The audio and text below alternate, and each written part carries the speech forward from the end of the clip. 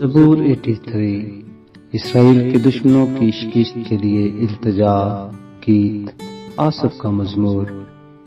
اے خدا خاموش نہ رہ، اے خدا چپ چاپ نہ ہو اور خاموشی اختیار نہ کر، کیونکہ دیکھ تیرے دشمن ادم مچاتے ہیں اور تجھ سے عداوت رکھنے والوں نے سر اٹھایا ہے، کیونکہ وہ تیرے لوگوں کے خلاف مکاری سے منصوبہ باندھتے ہیں اور ان کے خلاف جو تیری پناہ میں ہیں مشورہ کرتے ہیں۔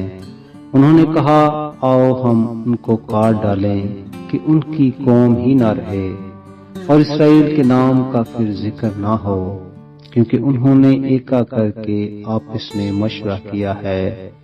وہ تیرے خلاف عہد باندھتے ہیں، یعنی ادوم کے اہل خیمہ اور اسماعیلی، مواب اور ہاجری، جبل اور امون اور عمالیق، فلسطین اور سور کے باشندے۔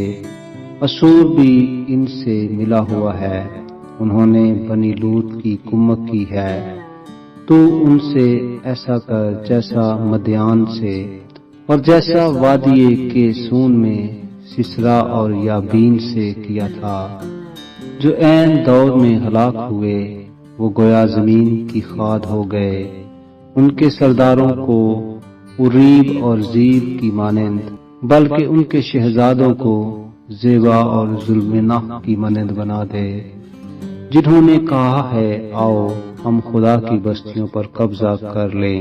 اے میرے خدا ان کو بگولے کی گرد کی مانند بنا دے، اور جیسے ہوا کے آگے ڈنٹھل اس آگ کی طرح جو جنگل کو جلا دیتی ہے، اس شعلے کی طرح جو پہاڑوں میں آگ لگا دیتا ہے، تو اسی طرح اپنی آندھی سے ان کا پیچھا کر اور اپنے طوفان سے ان کو پریشان کر دے۔